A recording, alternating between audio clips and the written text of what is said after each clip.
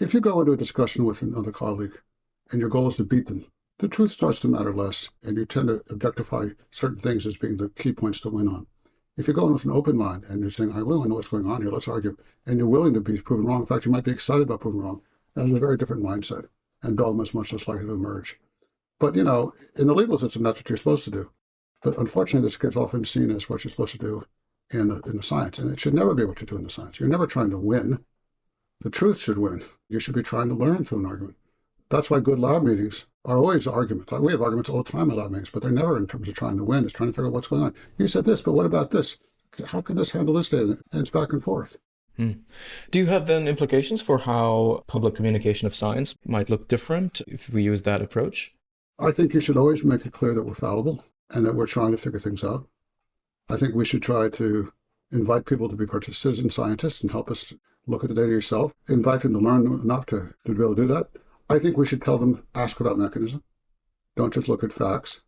I think climate change is a fascinating example. It is extremely hard to understand the climate change models. It takes some acts of faith to believe it's as devastating as it appears to be. Because when you look at the details, you can't do experiments with the Earth. You can only do sort of models. And then some of these computational models get very complicated.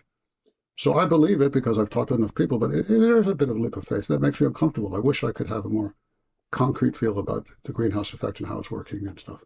So I think you have to tell them to, when they present their work, admit they're fallible, and then hope that these silly algorithm-driven social network websites don't blow it up on you. I mean, one of the things that's happening, of course, is that these social media websites pick on the most extreme versions of your views, and people then polarize those. They're driven to work that way. That's what gets the most clicks and the most ads. And so I fear that there's these aggravating pressures out there that are hard to combat.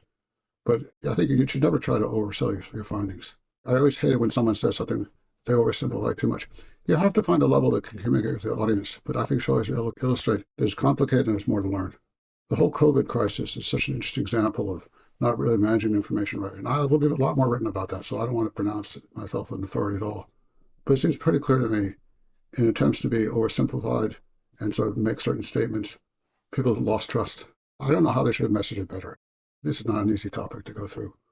Yeah, it seems there's a tension, right? And this is around that humility question, which is on how do you assert something with some confidence while also saying, look, this is fallible, right? This is what we know to the best of our knowledge, but could change tomorrow.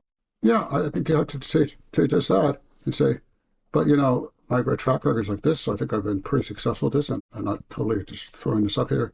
But yeah, I've been wrong on occasion.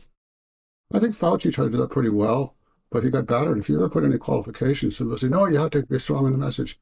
There's a lot of debate now about whether we're pushing vaccines. It's so hard that it's undermined the credibility. Believe me, I'm very pro-vaccine, but there are questions. You should always be questioning, how many boosters do you need? How much of the hybrid shot really works? What's really going on here? And people think, well, the public can't understand this. It's too complicated, so we'll have to simplify. But when you do that, you run the risk of them boomeranging.